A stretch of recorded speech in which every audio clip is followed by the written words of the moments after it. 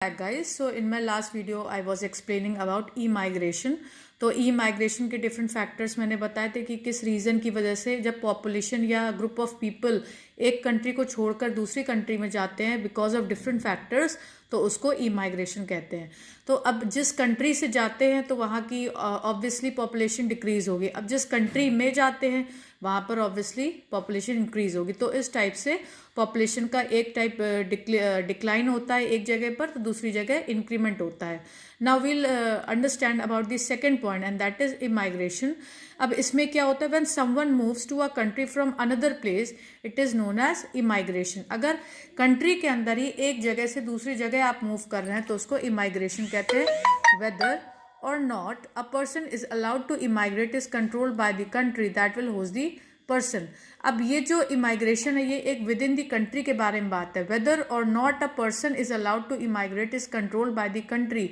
अब कौन जा रहा है कौन आ रहा है, कहाँ से कहाँ मूवमेंट होना चाहिए कंट्री के अंदर, ये कौन कंट्रोल करता है? कंट्री कंट्रोल करती है, या उसके लोग जो गवर्नमेंट है वो कंट्रोल करती है। That will host this person, उसके अकॉर्डिंग उसकी मूवमेंट डिसाइड होगी। Now population change is the change in the number of people in a specified area during a specific time period.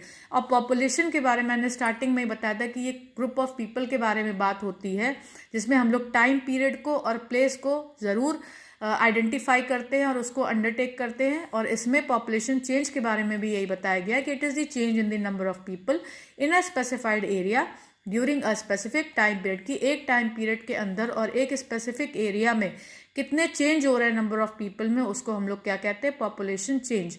Now as we discuss this change occurs due to the birth death and migration of people. अब इसके कई reason होते हैं जिसकी वजह से हमारे population में चेंज होता है। कुछ बर्थ होते हैं, कुछ डेथ होती है, कुछ माइग्रेशन ऑफ पीपल होते हैं।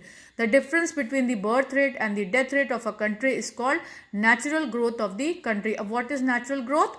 नेचुरल ग्रोथ मतलब होता है कि जो डिफरेंस होता है, डिफरेंस मतलब आप माइनस जब करेंगे बर्थ रेट को डेथ रेट से किसी भी कंट्री की, तो उससे आपका नेचुरल ग्रोथ रेट निकल आएगा, and that is natural growth rate of any country. Now tomorrow I am going to explain more points regarding the density of population and further points which is related to this topic. आप please continuation में कल रहिएगा। कोई भी point आपको ना समझ में आ रहा हो या कोई भी डाउट हो प्लीज़ कमेंट में लिखिए, मैं उसको दोबारा एक्सप्लेन करूँगी। Thank you, have a nice day and good night.